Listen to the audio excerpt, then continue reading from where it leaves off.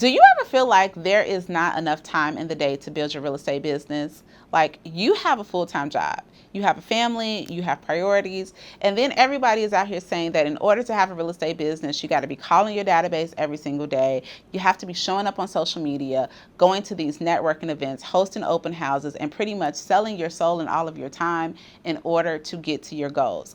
Well, bestie, I am here to tell you that you ain't got to do all that. And in just a few work sprints per week, you can actually build a business that would probably outperform a lot of full-time agents. Now, friend, I'm Rosemary Lewis, your real estate bestie. And friend, I am so happy that you're here. And if you're happy that you're here and you're watching on YouTube, go ahead and hit that like button because, you know, I feed off of your energy. But seriously, I am a broker in the North Dallas area, former school teacher, so I understand what it's like to transition from one thing to the other and not really know how to spend your time, or let's be real, you feel like you don't have the time to spend. And in this episode, I'm going to give you some short work sprint blocks that you can do. Okay, everything that I break down in this episode will only take you 30 minutes to an hour tops.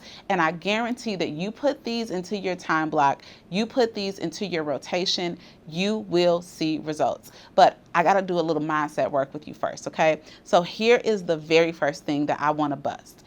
I want you to stop comparing yourself to full-time agent. Don't compare your chapter 1 to their chapter 30, or the time that they have versus the time that you don't have, because it is just going to frustrate you. And let me just let you in on a little tea. You want this? Like, come close. Most full-time agents ain't working full-time anyway, okay? So I have seen agents time and time again. I've coached agents and I've seen agents who were dual career outperform their full-time counterparts when they put the right systems and processes in place. And this episode is going to help you do that. But you got to just stop playing the comparison game.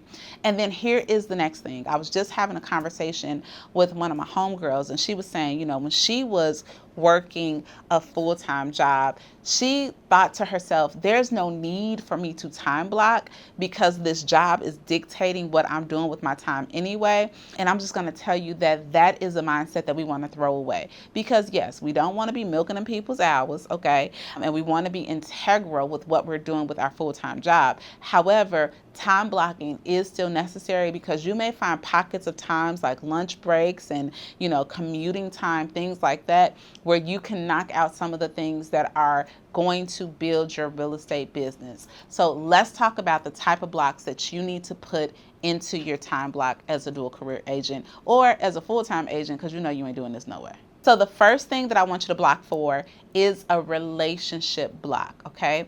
Where are you going to put in your calendar 30 minutes to an hour where you are literally nurturing the relationships that you already have? I want you to think your friends, okay? Like, sometimes we discount the fact that our friends, what they do? They live in house, they have other spheres of influence and things like that. And you so busy doing all the stuff that you're not nurturing the relationships that you are already formed in. So make sure that you have time that you are nurturing your friend relationships, your family, co-workers, former co-workers, neighbors, parents at the school, okay? Make sure that you have a block of time each week where you are simply just sending text messages, you're sending video messages, you are calling and you are checking in with them just because you care. Okay, because let me tell you why the relationship block is probably one of the most important things that I'm breaking down to you, is that relationships are the real currency. I just had a conversation with one of our besties. She's in Six Figure Bestie, but she is actually a referral agent for me. She is actually about to close a deal that I sent to her because the client was not buying. Even though the client was referred to me by a friend, the client actually wasn't buying in the Dallas area. They were buying in another part of Texas. So she took care of them. And I was just telling her that the crazy thing is that my friend who originally sent me the client, that friend has never bought a house with me ever, but she has referred at least 20 people to me, okay? And I'm not just talking 20 people that she has just given my phone number. I'm talking 20 commission checks, okay, that have been cashed, and 20 that have now become relationships and other opportunities, okay? And this comes from nurturing that relationship block. So make sure that you have time on your calendar where you are not forgetting your people and you are going deeper and you are checking on them. And if I had to like backpedal a little bit, I will say that that's one of the things that I don't think I did really well when I got into real estate. I was so focused on trying to meet new leads that I blocked off time to spend with the people that were already in my life.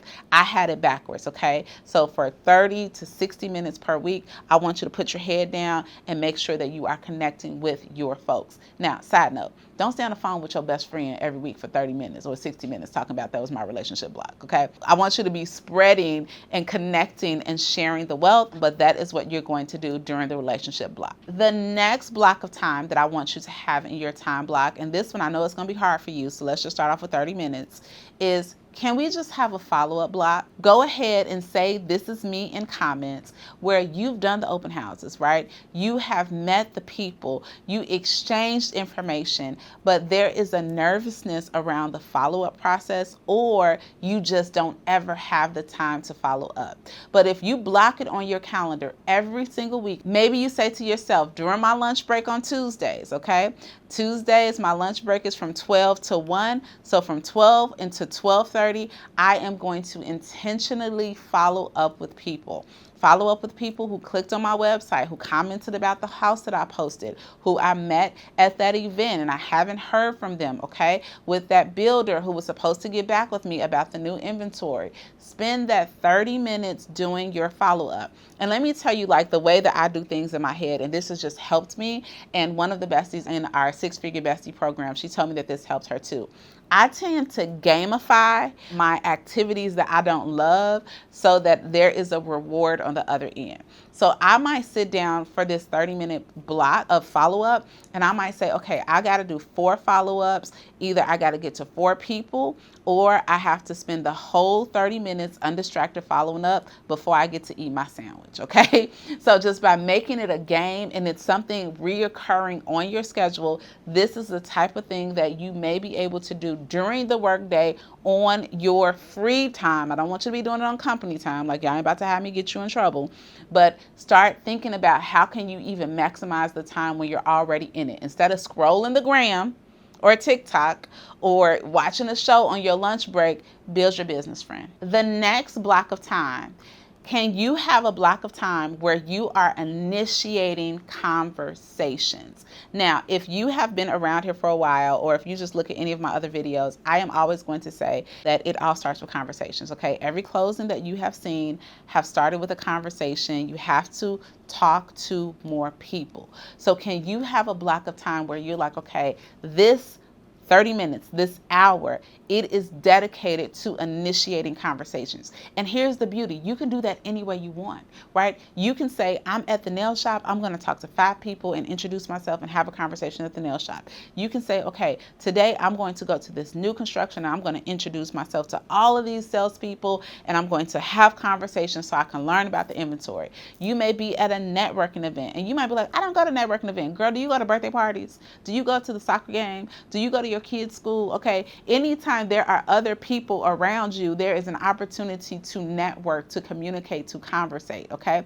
And this may be even more tactical, right? Maybe your conversation block is door knocking. Maybe your conversation block is cold calling, okay? I'm not gonna tell you what to do. I'm just gonna say block some time on your calendar where you are going to be, like, the whole goal is for me to be initiating conversations. And during this time, I really want you to focus on initiating conversations with new people. It may be initiating conversations on social media with folks that you don't have their information, okay? But you want to have a conversations block, and this is what's going to be your lead generation activity, okay? So at least put one of these blocks in your schedule every single week. Now, you might be saying to yourself, I'm a dual career agent, Rosemary.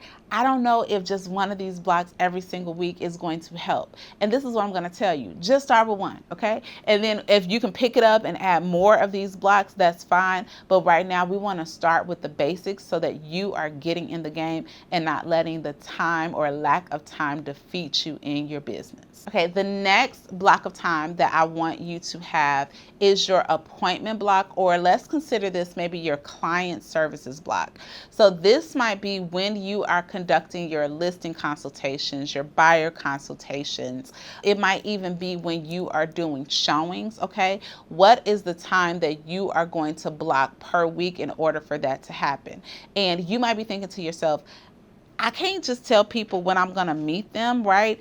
I have to go off of what they say. But 9 times out of 10, listen, when you give someone a time and you give them a choice of when they can meet with you, they will decide, like they will pick something within your block. So if I have a client and they want to see a house, I'm not going to say, when do you want to see the house? So they can say Tuesday at 12. And I know Tuesday at 12, I'm on a Teams meeting. Okay. I'm going to say, okay, let me check availability. Okay, great. It looks like the home is available for showings Thursday evening, Friday morning, or maybe you're working with, another agent to help you. But what is going to be your block to actually service the clients? Your block to actually have the listing appointments, to have the buyer consultations. And then I want to say this too.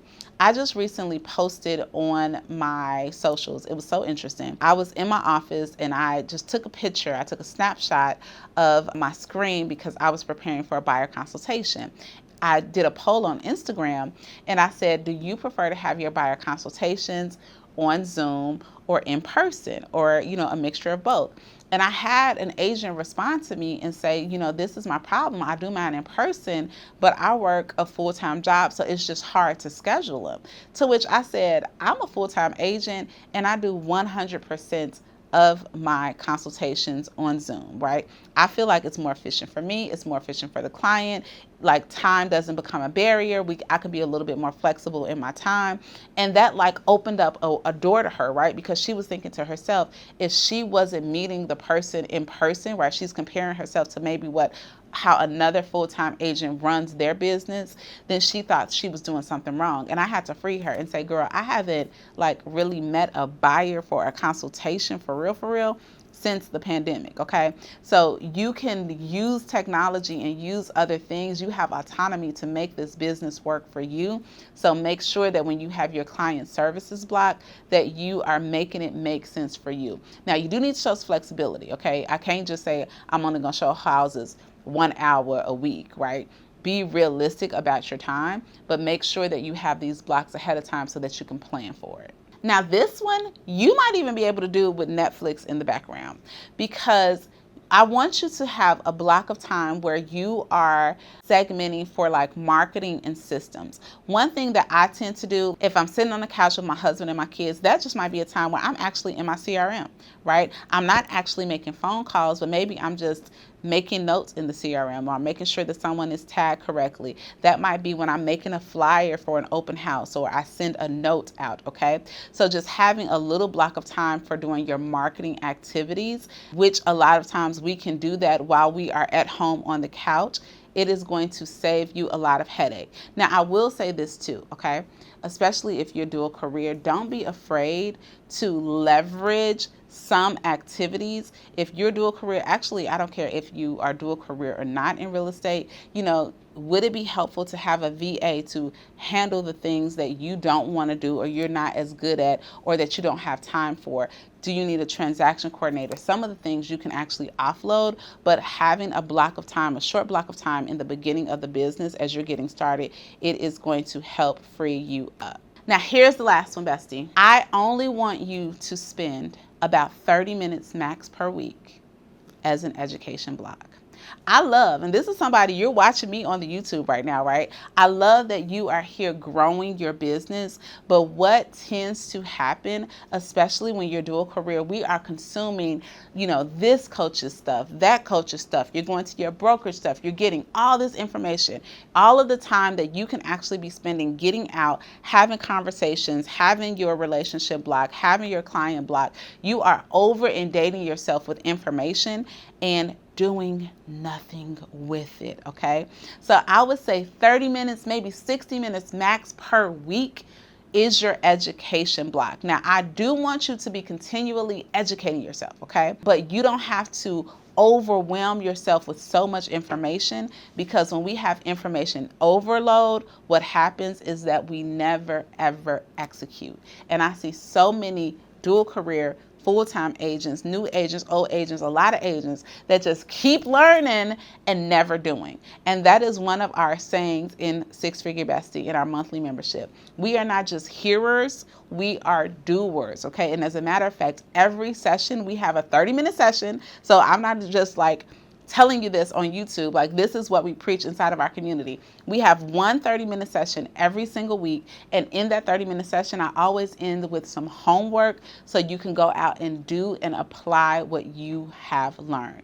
Now, in this episode, I hope that that just helps you to just see, okay, with just a few blocks of time, like if you go back and really listen to everything that I shared with you and you wrote it down, it's only 5 or 6 30 to 60-minute blocks. So within like 5 hours per week, you can start to build the business that you want, especially if you want this business to relieve you of your full-time career. If you have the goal of getting into real estate full-time, then you have to start building the business right now.